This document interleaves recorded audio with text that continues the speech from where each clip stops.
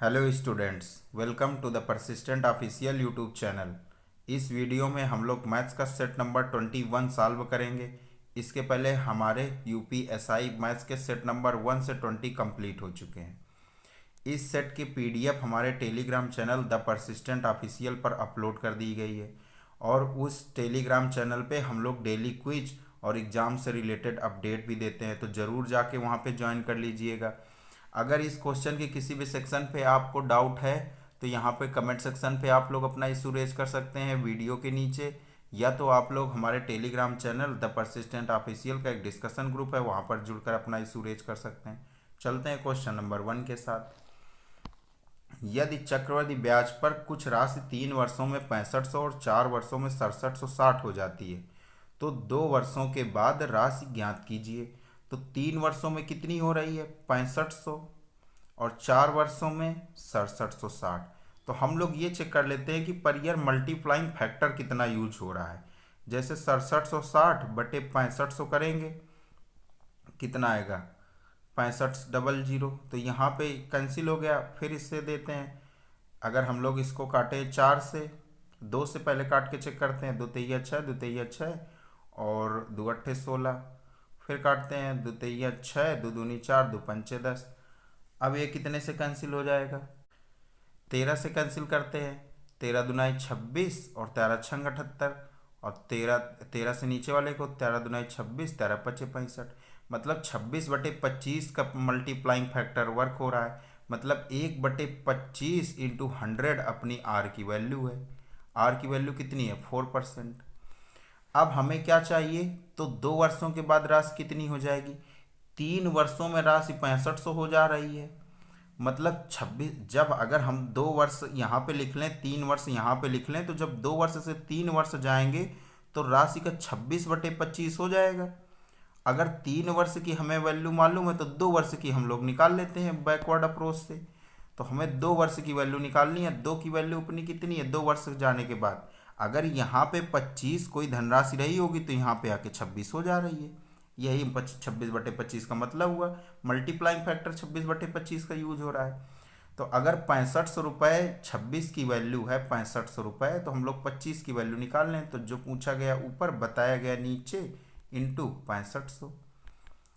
13 से काटेंगे, 13 दुनाई 26, 13 पचे 65, 500 आ गया। फिर 2 से काटेंगे, 250, और 25 गुणे 25, 625। एक जीरो आगे लगा दिया, 6250 अपना करेक्ट आंसर हो जाएगा। फर्स्ट का सी। नेक्स्ट देखते हैं सेकंड नंबर। 6 से विभाजित सबसे छोटी 4 अंकों वाली संख्या। तो पहले हम लोग 6 से विभाजित सबसे छोटी 4 अंकों की संख्या चेक कर लेते हैं। 4 अंकों की, तो अगर आपको नहीं मालूम है कैसे निकालना है तो हम लोग सबसे छोटी संख्या लिख लें। कितनी है? 1000। अब इसको 6 से भाग दे के देखते हैं कितना आएगा। 6 कंडम 6 और 4 जीरो 6 36, 4 जीरो 6 36, और 4 बच जाएगा। 4 शेष बच जाएगा। तो या तो हम लोग अगर 4 अंकों की चाहिए तो इस पे 2 जोड़ दें, 1000 2 लिख दें, तब ये 6 अंकों से कट जाएगी। या तो अगर जो इसमें शेष बचा था उसको घटा देते तो 996 आता, जो कि 3 अंकों की संख्या हो जाती, तो वो हम लिख नहीं सकते। तो 996 में +6 कर दिया तो 1002 आ गई अपने 6 अंकों की सबसे छोटी 4 अंकों की सबसे छोटी संख्या, जो 6 से डिवाइड हो रही। ये हमें मालूम चल गया। अब हमें क्या चाहिए? 11 से विभाजित सबसे छोटी 5 अंकों वाली संख्या। तो सबसे छोटी चाहिए, सबसे छोटी चाहिए, और 5 अंकों की संख्या चाहिए। 5 अंकों की 11 से विभाजित होना है। तो हम लोग चेक करते हैं, अगर हम लोग 9999 लिखें तो ये तो ऐसे आड वाले प्लेस से और इवन वाले प्लेस से जब चेक करेंगे तो ये 11 से कट रही, मतलब 99 अपनी संख्या 11 से कट रही। हमें चाहिए 5 अंकों की संख्या, 5 अंकों की। तो इसको 5 अंकों के बनाने के लिए इस पर +11 कर देते हैं, तो अगली डिवाइड होने वाली 11 से नंबर मालूम चल जाएगी। यहाँ पे 0, यहाँ पे 1, 001, 10,000 10 आ गए अपनी 5 अंकों वाली संख्या जो 11 से डिवाइड हो रही। तो क्वेश्चन ने क्या पूछा है? अंकों वाली संख्या के योग का गुणनफल ज्ञात करें। इसके अंकों का संख्या का योगफल कितना है? 3 आ गया। यहाँ से कितना आ गया? 2। इस वाले नंबर से 11 वाले से 3 गुणे 2 करेंगे, कितनी आएगी वैल्यू? 6। अपना करेक्ट आंसर सी सही हो जाएगा। नेक्स्ट देखते हैं 3 नंबर।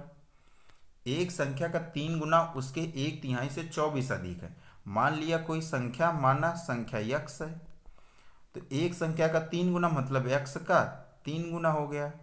उसके 1/3 से 1/3 x से क्या है, से 24 अधिक है, मतलब 3x बराबर है x/3 प्लस 24 के। तो 3x माइनस x/3 बराबर है 24 के। तो 9x में x घटा कितना है, 8x/3 बराबर है 24 के, मतलब x बराबर कितना है, 9। यही क्वेश्चन ने पूछा था, थर्ड का बी। नेक्स्ट देखते हैं फोर्थ नंबर।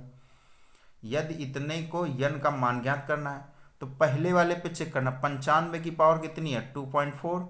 तो हम लोग 95 लिख लेते हैं, पावर पे वर्क करते हैं, 2.4 यहाँ से आ गई। फिर गुणे में पावर जुड़ती हैं तो 1.3 है, तो इस पे प्लस का 1.3 कर दिया। फिर क्या है, भागे पे है और 0.9989, तो इससे अब भागे पे है तो मतलब माइनस होंगी, माइनस 0.9989। इसकी वैल्यू कितने के बराबर है, 95 की पावर n के। मतलब बेस दोनों पे 99 95 95 हो गया, तो अपनी जो पावर है वो इक्वल हो जाएंगी। तो n की वैल्यू कितनी आ गई, 2.4 पे 1.3 जोड़ेंगे 3.7 माइनस 0.9989। n बराबर अब हम लोग निकालते हैं, कितनी वैल्यू आएगी, 10 में 9 गया 1, फिर 9 में 8 गया 1, और फिर 9 में 9 गया 0, 16 पे 9 गया 7, 16 पे 9 गया 7, फिर पॉइंट लगा दिया और आगे आ गया 2, 2.7011 अपना करेक्ट आंसर हो जाएगा, ऑप्शन ए। नेक्स्ट देखते हैं 5 नंबर। यस 2204 किलोमीटर की यात्रा 68 किलोमीटर पर आवर की चाल से तय करता है। अगली 424 किलोमीटर की यात्रा 53 किलोमीटर पर आवर की चाल से, और उसके बाद 366 किलोमीटर की यात्रा 61 किलोमीटर पर आवर की चाल से तय करता है। तो हमें एवरेज स्पीड चाहिए। एवरेज स्पीड का फार्मूला क्या होता है, एवरेज स्पीड बराबर total distance upon total time.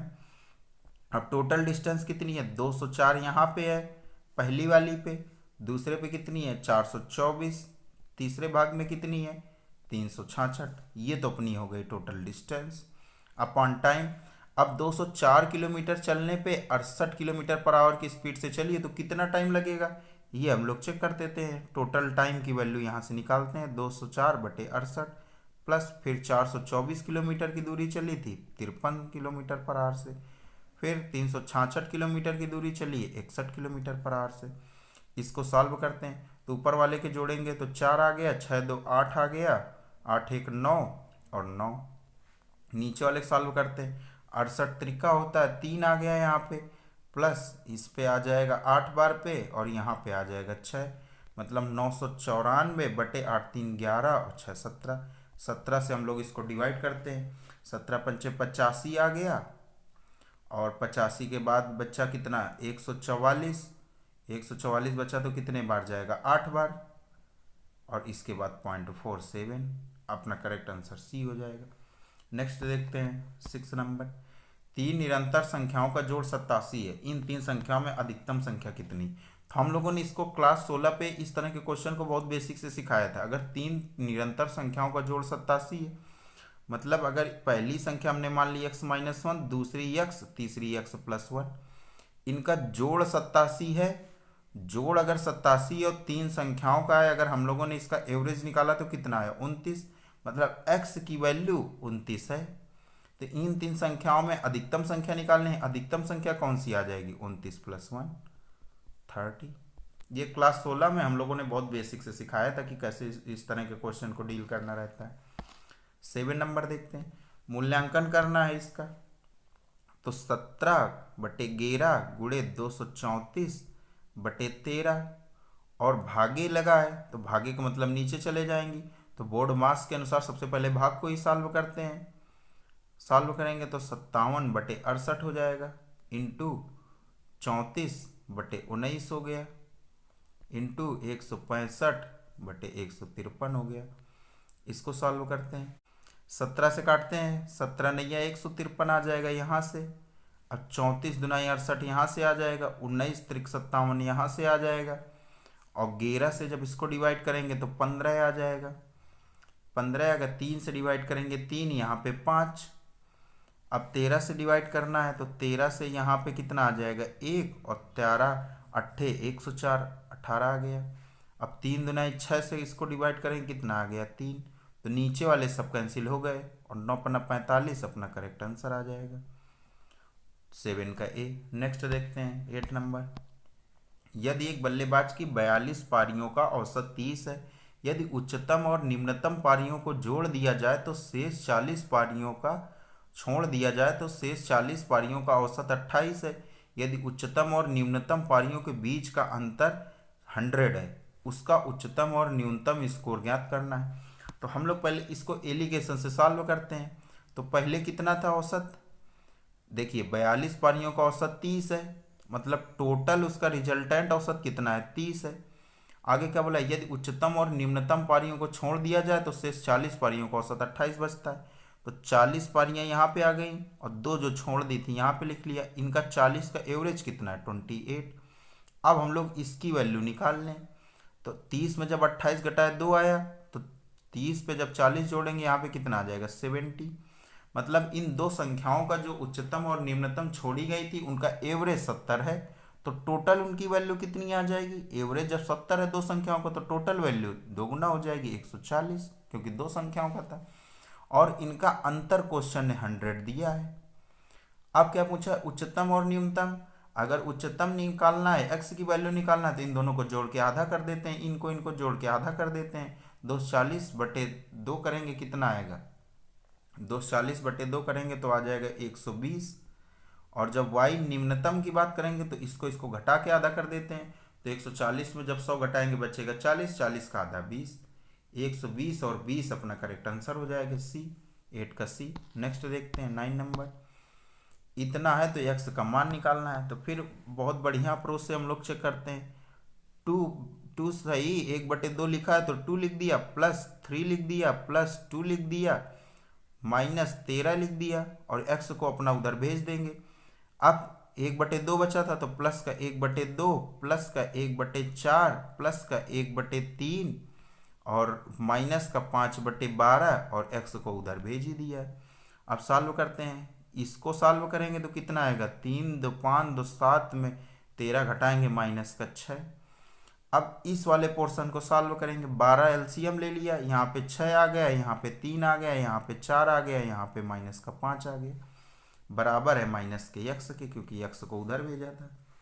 अब -6 प्लस 6 3 9 4 13, 13 में 5 गया 8, 8/12 बराबर है माइनस के x के। और सॉल्व करते हैं, 4 दूनी 8, 4 3 12, मतलब अपान पे 3 हो गया तो माइनस का 18 पे +2 करेंगे तो -16 बराबर है माइनस के x के। x की वैल्यू कितनी आ गई 16/3, 16/3 आ गई, मतलब 5 सही 1/3, 5 सही 1/3 अपना करेक्ट आंसर डी हो जाएगा। नेक्स्ट देखते हैं 10 नंबर। एक वस्तु 8100 में खरीदी गई, इसकी कीमत 40% अधिक अंकित की गई, इसके बाद इसे अंकित मूल्य पर 15% की छूट पर बेचा गया है, इस सौदे का प्रतिशत लाभ कितना था। ऐसे क्वेश्चन हम लोग कैसे करते थे, MP/CP इंटू फ्रैक्शन बराबर SP/CP। अब MP पे क्या हुआ है, हम लोग इस पे एक्चुअल जो अपना नंबर है इस पे हम लोग वर्क नहीं करेंगे। हम लोगों को क्योंकि परसेंटेज पे वैल्यू लिखी हो, परसेंटेज पे आंसर चाहिए, तो हम लोग एक्चुअल को छोड़ देते हैं। क्या बोला, इसकी कीमत 40% अधिक अंकित की जाती है, 40% अधिक अंकित की जाती है तो फ्रैक्शन कितनी लगेगी, 40% अगर प्लस करना है मतलब 100 + 40, 140% पे बेचना है CP के, तो 140% पे बेचना है, मतलब 140/100 फ्रैक्शन वर्क कर गई।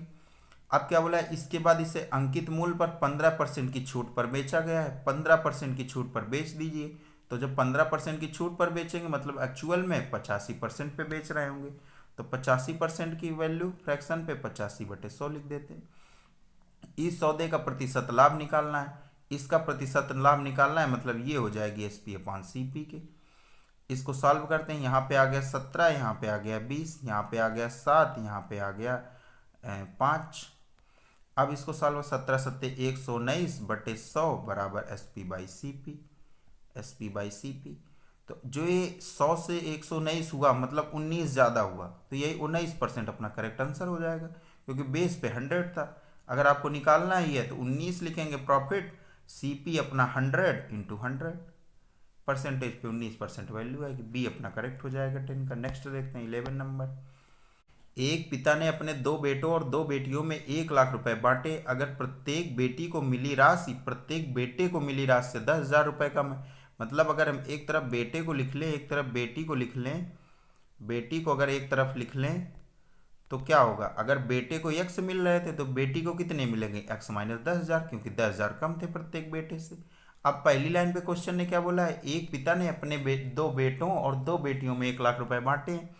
तो मतलब 2 बेटे 2x प्लस 2 और जो बेटी की वैल्यू कितनी थी, रुपए दिए थे x माइनस 10,000, इसके बराबर कितने के हैं, 1 लाख के।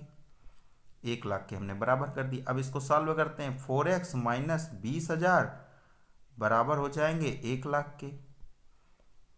तो और 4x बराबर कितना आ जाएगा, 1,20,000। अब क्वेश्चन ने क्या पूछा था, तो बेटों को प्राप्त कुल राशि, या तो यहाँ से x की वैल्यू निकालें और या तो बेटे को टोटल कितने मिल रहे थे 2x, तो हम सीधा 2x की वैल्यू निकाल लें, मतलब अपॉन 2 कर दें तो इधर 2x हो जाएगा। कितनी वैल्यू आ गई, 60,000। अपना बी करेक्ट हो गया, 11 का बी। नेक्स्ट देखते हैं 12 नंबर। 2 संख्या 3 और 5 के अनुपात में है, उनका लघुत्तम समापवर्त 75 है, उनका एचसीएफ क्या है।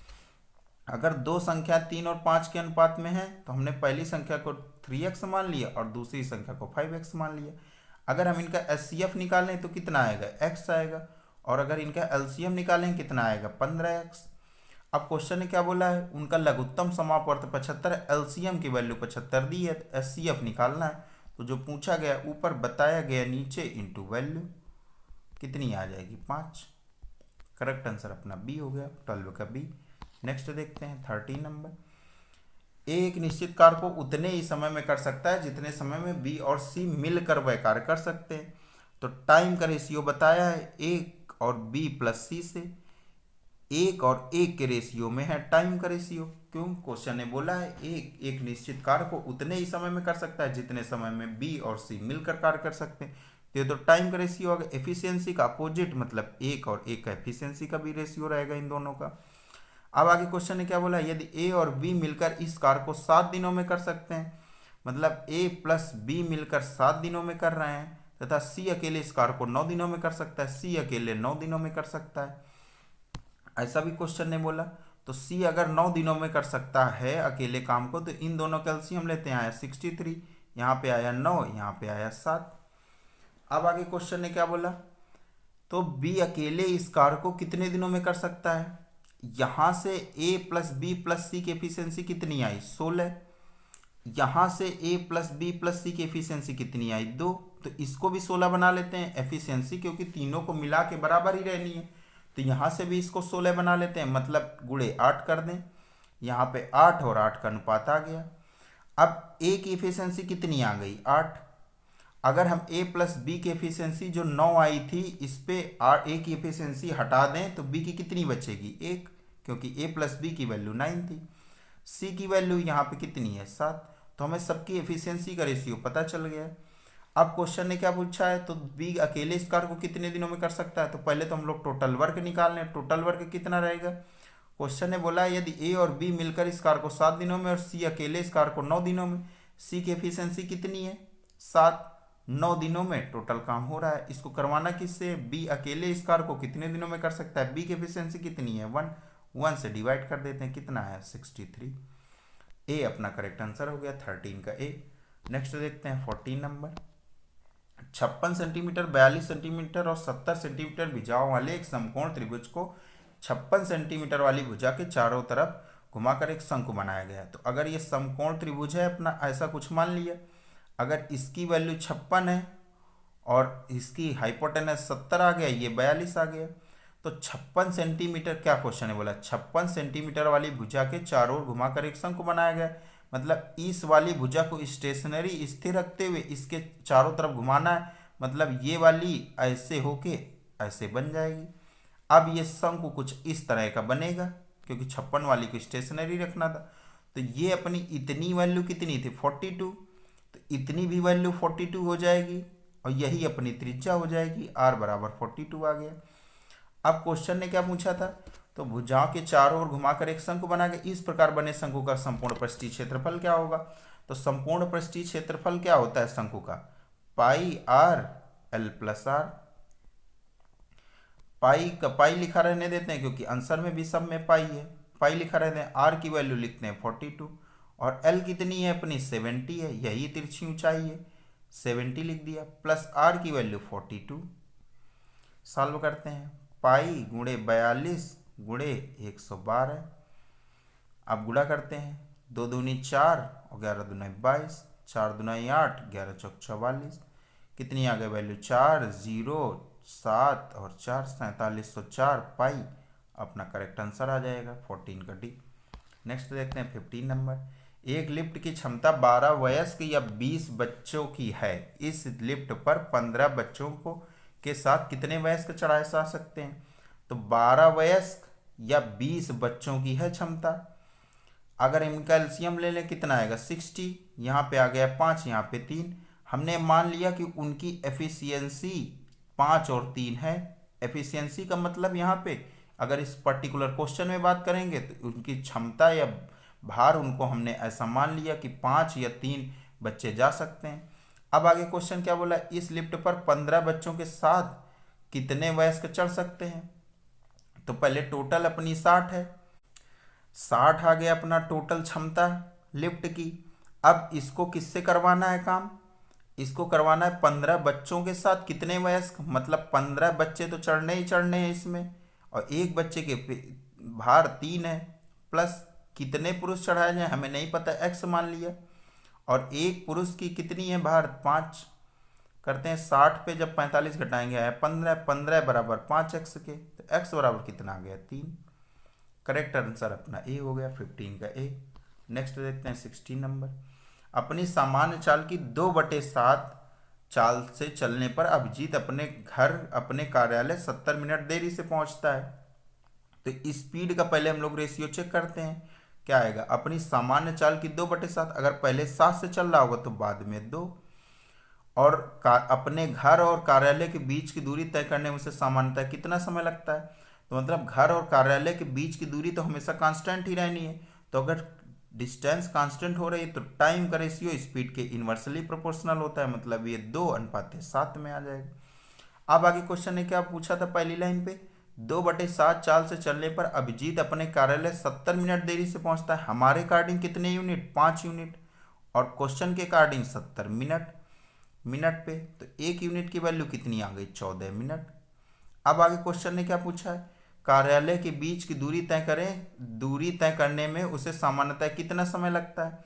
तो पहले जब वह 7 से चल रहा था तब वह कार्यालय सही टाइम पे पहुंच रहा था 7 की यूनिट से, और जब 2 की यूनिट से किया था तब वह लेट से पहुंच रहा था 70 मिनट। तो पहले सही टाइम पे कब पहुंच रहा था? जब 7 के रेशियो से जा रहा था स्पीड का, तो टाइम उसके सामने कितना है 2 यूनिट।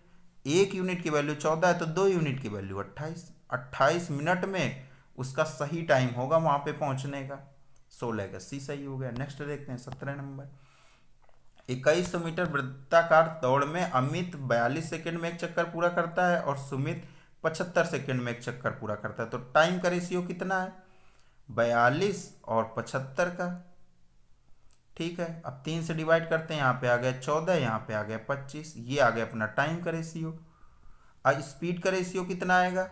25/14। क्यों? क्योंकि स्पीड अपोजिट होती है, इन्वर्सली प्रोपोर्शनल होती है टाइम के। अगर कांस्टेंट है डिस्टेंस अपनी तो 25/14 है। अगर 25/14 स्पीड का रेशियो, मतलब 25 + 14 कर दें तो हमें मालूम चल जाएगा परिधि पर कितने अलग अलग बिंदु पर मिलते हैं। 25 + 14 वैल्यू 39। ऐसा क्वेश्चन हम लोगों ने पिछली भी क्लास में एक डाला था। ऐसे हम लोग निकालते हैं कि कितने बिंदुओं पर मिलेंगे परिधि पे। नेक्स्ट देखते हैं 18 नंबर। 1680 की धनराशि 4% वार्षिक साधारण ब्याज की दर से कितने समय में 2100 हो जाएगी? तो PRT/100 लगाते हैं। SI बराबर क्या होता है? SI कितना है हमें नहीं मालूम, SI हम लोग निकाल लेते हैं। हो कितनी जाती है 2100, कितने रुपए की 1680, तो हमें इससे ब्याज मालूम चल जाएगा, माइनस कर देंगे। यहाँ पे 0, यहाँ पे 2, यहाँ पे 4, 420 रुपए को उससे SI मिल रहा है। प्रिंसिपल कितना था 1680, आर रेट ऑफ इंटरेस्ट कितनी थी 4, टाइम हमें निकालना है नहीं पता, और नीचे पे 100 आ गया। इसको सॉल्व करते हैं, 0 से 0 कैंसिल हो गया, 2 से यहाँ पे 5 आ गया, यहाँ पे 2 आ गया, और 2 से डिवाइड करेंगे यहाँ पे 210 आ जाएगा। अब आगे सॉल्व करते हैं। 7 से कटेगा, 7 से कट जाएगा, 7 दूना 14, 7 चौको 28, यहाँ पे 30 आ जाएगा। अब भी कट जाएगा, 6 चौको 24, 6 पंचे 30। वैल्यू कितनी आ जाएगी टाइम की? 25/4। 25/4 मतलब 6.25। करेक्ट आंसर अपना कौन सा आ गया? ए, 18 का ए। नेक्स्ट देखते हैं 19 नंबर। प्रश्नवाचक चिन्ह पर क्या आना चाहिए? तो अगर हम लोग इस वैल्यू को ऐसे लिखें, जैसे 4 से 3/5 लिखा, तो इसको 4 लिख लें प्लस 3/5 लिख लें, फिर आगे 5 प्लस 1/3 लिख लें, प्लस 2 प्लस 2/5 लिख लें, प्लस 6 प्लस 2/3 लिख लें। तो इंटीजर वैल्यू जो अपनी है इसको हम लोग जोड़ते हैं। 5 4 9 2 11 6 17, प्लस 3/5 1/3 और 2/5 और 2/3 मालूम चल गया। तो 1/3 और 2/3 जब जोड़ेंगे तो 3/3 आ जाएगा। इसकी वैल्यू 1 आ गई, ये भी अपने जुड़ गए। अब 2/5 और 3/5 को जोड़ेंगे तो कितना आएगा? 5/5, मतलब वैल्यू 1 आ गई। तो 17 प्लस 2 19 अपना करेक्ट आंसर आ गया 19 का डी। नेक्स्ट देखते हैं 20 नंबर। रोहित ने एक वस्तु 4400 में खरीदी, तो 4400 में तो वस्तु उसने खरीदी थी। अब आगे क्वेश्चन ने क्या बोला? उसने इस पर 36 रुपये खर्च किए, तो 36 रुपये इस पे एक्स्ट्रा खर्च किए, मेंटेनेंस में मान लिया खर्च कर दिए, तो टोटल उसका सीपी कितने का आ गया? 8000 का। अब आगे क्वेश्चन ने क्या बोला है? उसने इसका मूल्य अपनी कुल लागत मूल्य में 25% अधिक अंकित किया।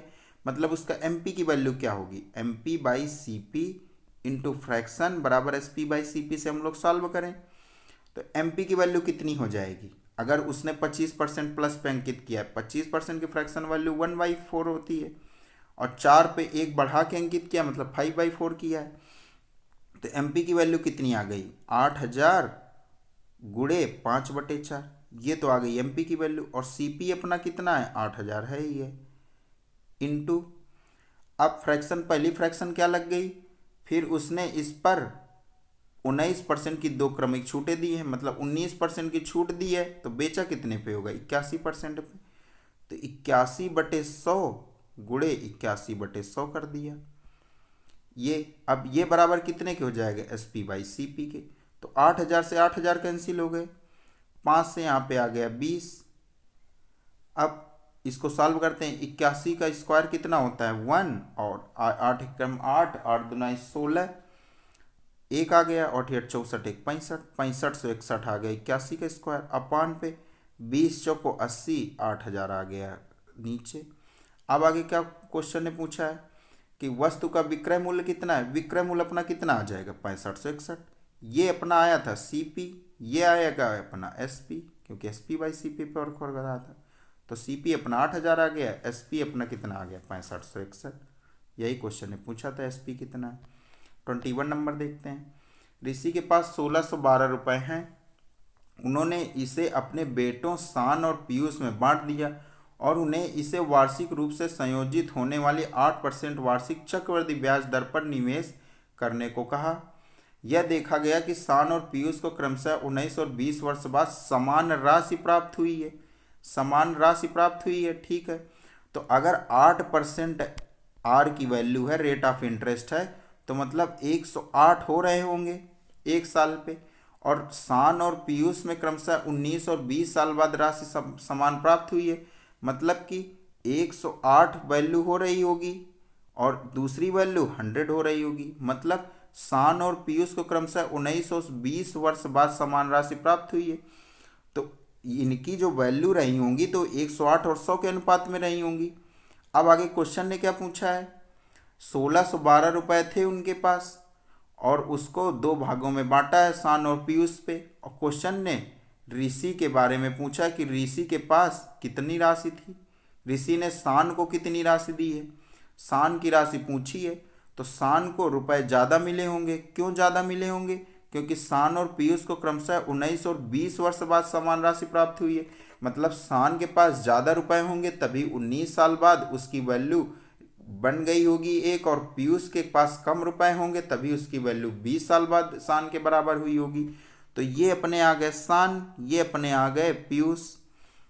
अब क्वेश्चन ने क्या पूछा था कि दोनों को मिला के 1612 रुपये दिए थे और शान की कितनी राशि है पूछा है, मतलब 108 की वैल्यू पूछी है और 208 की वैल्यू क्वेश्चन ने दी है 1612। इसको सॉल्व करते हैं, कितनी आएगी वैल्यू, 4 से काटेंगे तो इस वाले को पहले काटते हैं, 4 चौको 16, 4 तेई 12 और 4 पंचे 20, 4 दूनाई 8, 52 आ गया। अब 2 से काटें या 4 से काट दें, 4 से 13 चौको 52 और 4 दूनाई 8, 4 सत्ते 28 आ गए। 13 से काटे, 13 ते 39, 13 इकन्नम 13, मतलब 27 गुणे 31 आ गई वैल्यू शान की। रुपए कितने दिए हैं, गुणा करते 27 इकन्नम 27, 2 80, 27 3 81, 2 83, 837 रुपये शान को दिए होंगे। ये आ गई अपनी वैल्यू 21 नंबर की। नेक्स्ट देखते हैं 22 नंबर। 3 बच्चे एक साथ एक ही जगह से बाहर निकलते हैं, उनके कदमों के माप क्रमशः 36 सेंटीमीटर, एक के मान लिया 36 सेंटीमीटर है क्वेश्चन ने दिया, दूसरे के 24 सेंटीमीटर दिया, तीसरे के 48 सेंटीमीटर दिया है। अब आगे क्वेश्चन ने क्या बोला, प्रत्येक को कितनी न्यूनतम दूरी चलना चाहिए ताकि सभी उसी दूरी को पूर्ण कदमे में पूरा कर सके। मतलब इन तीनों का एलसीएम निकाल लें तो पूर्ण कदमों में पूरे हो जाएंगे। इनका एलसीएम कितना आ जाएगा 144, 144 अपना करेक्ट आंसर हो जाएगा 22 का सी। नेक्स्ट देखते हैं 23 नंबर। 57 और b का तृतीय अनुपाती c है, ठीक है। यदि b पहली 3 समप्राकृतक संख्याओं का योगफल है तो पहली 3 समप्राकृतक संख्याएं क्या होती हैं, 2 प्लस, क्योंकि योगफल है 2 प्लस 4 प्लस 6, ये पहली 3 समप्राकृतक संख्याएं हो गई। तो b की वैल्यू कितनी आ गई, 6 4 10 2 12। अब क्या क्वेश्चन ने बोला कि 57 और b की वैल्यू अगर 12 रख दें, 57 और 12 का तृतीय अनुपात c है, तो 57/12 बराबर 12/c, ऐसे ही तृतीय अनुपाती निकालते हैं। कैंसिल करते हैं, 3 से काटे यहाँ पे 4 आया और 3 से काटेंगे तो कितना आएगी वैल्यू 19। अब c की वैल्यू हम लोग निकाल लें, कितनी आ जाएगी 12 चौक 48/19 बराबर कितना आ जाएगा 19 दूनाई 38, 19 पंचे 95, 2.53 करेक्ट आंसर अपना ए हो जाएगा। नेक्स्ट देखते हैं 24 नंबर। शीर्ष वाले एक त्रिभुज के केंद्रक के निर्देशांक क्या होंगे। तो अगर ये अपना त्रिभुज मान लिया था, इसके यहाँ पे ए पॉइंट के निर्देशांक 1,4 थे, बी के कोऑर्डिनेट कितने थे 7,8, सी के कोऑर्डिनेट कितने थे 10,12।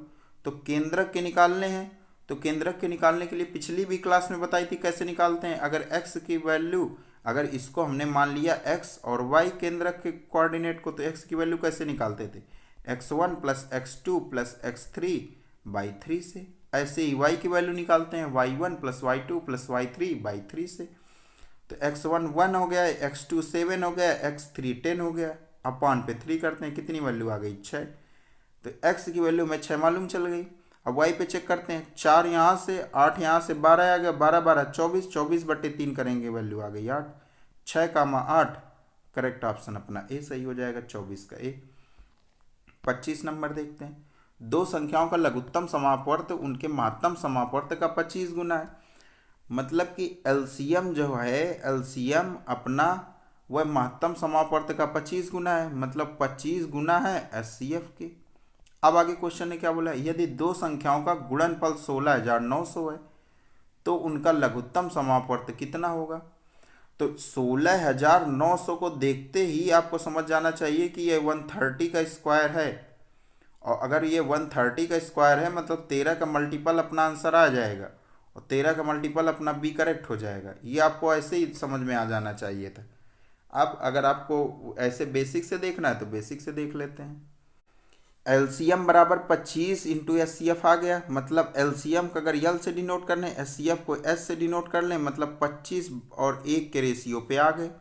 अब क्वेश्चन ने क्या बोला, यदि दो संख्याओं का गुणनफल 169 है, और फार्मूला क्या होता था अपना, फर्स्ट इंटू सेकेंड बराबर एलसीएम इंटू एचसीएफ। तो इन दोनों का गुणनफल तो 1,9,169,000 दिया है क्वेश्चन ने। एलसीएम की वैल्यू अगर हम इसको 25x इसको x मान लें तो 25x गुणे x की वैल्यू दी है क्वेश्चन ने। तो 25 से इसको डिवाइड करते हैं, कितना आएगा 169 इंटू 4 बराबर x स्क्वायर के। तो x की वैल्यू कितनी आ जाएगी 13 गुणे 2, x की वैल्यू आ गई 26। तो उनका लघुत्तम समापवर्त पूछा था, 25x की वैल्यू पूछी थी, तो 26 गुणे 25 कर देते हैं, कितनी वैल्यू आ जाएगी 650। आ गया यहाँ से। या तो आप लोगों को ये तो अपना बेसिक वाला तरीका हो गया, बेसिक वाला कि कैसे करना रहता है। या तो आप अगर एग्जाम टाइम पे सोच पा रहे हैं तो आप लोग इस तरीके से भी कर सकते हैं कि 16900 उनका गुणनफल दिया था, मतलब ये कितने का स्क्वायर दिया है, 130 का स्क्वायर। तो मतलब जो अपना आंसर आएगा ये 130 का मल्टीपल ही आना है, और 130 का मल्टीपल अपना बी करेक्ट था, 25 का बी सही हो गया। नेक्स्ट देखते हैं 26 नंबर। ज्वार और चने के बाजार मूल्य का अनुपात इतना है तथा एक परिवार में उपभोक्ता की गई उनकी मात्रा का अनुपात इतना है, तो ज्वार और चने के व्यय का अनुपात। तो एक्सपेंडिचर बराबर क्या होता है, व्यय बराबर प्राइस इनटू क्वांटिटी। तो पहले पे प्राइस कितना था 2, अगर हम इन दोनों को 2 और 5 के अनुपात में था कितना प्राइस, और इनकी क्वांटिटी का खपत कितनी थी 4 और 7 के रेशियो। तो एक्सपेंडिचर बराबर प्राइस इंटू क्वांटिटी होता है। एक्सपेंडिचर हमें निकालना था तो प्राइस इंटू क्वांटिटी कर देते हैं, कितनी वैल्यू आ जाएगी 4 दूनी 8 और 35। अपना करेक्ट आंसर ए हो जाएगा, 26 का ए। नेक्स्ट देखते हैं 27 नंबर। 10 सेंटीमीटर भुजा वाले घन को 2 सेंटीमीटर भुजा वाले घनों में काटा जाता है, सभी छोटे घनों का संपूर्ण पृष्ठीय क्षेत्रफल ज्ञात कीजिए। तो 10 सेंटीमीटर भुजा वाले घन को काटा गया है, तो पहले 10 सेंटीमीटर भुजा वाले घन की पहले आयतन निकाल लेते हैं। तो कितना होता है 10 की 10 गुणे 10 गुणे 10, क्योंकि ए क्यूब होता है। यह बराबर हो जाएगा किसके, 2 सेंटीमीटर वाले भुजा में घनों में काटा जाता है। मतलब जो 10 सेंटीमीटर भुजा वाला एक घन था उसको 2 सेंटीमीटर भुजा वाले घनों में काटा गया।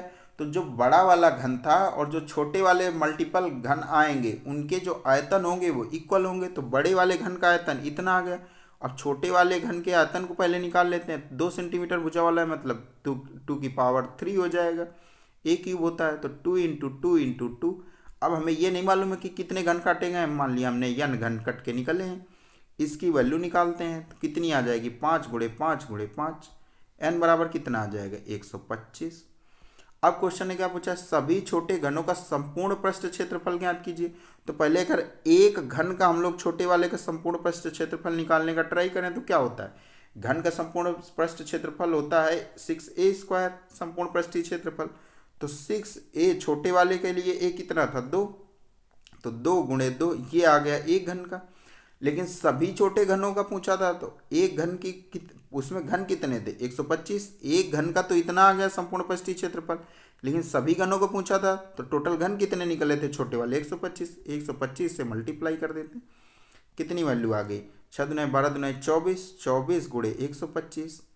और 125 से अगर किसी चीज़ को मल्टीपल किया जाए मतलब लास्ट में 000 आ सकते हैं, अपना बी सही होगा और कोई ऑप्शन सही नहीं हो सकता है, या तो आप गुणा करके चेक कर लीजिएगा। 27 का B. Next 28 number. 2 pipe A और बी एक टंकी को क्रमशः 30 मिनट और 45 मिनट में भर सकते हैं। पानी का पाइप सी टंकी को 36 मिनट में खाली कर सकता है। पहले ए और बी खोले जाते हैं, 12 मिनट के बाद सी खोला जाता है, कुल समय मिनटों में जिससे टैंक भरा जा जाएगा। ए और बी कितने टाइम पे भर रहे थे 30 मिनट पे, 45 मिनट पे।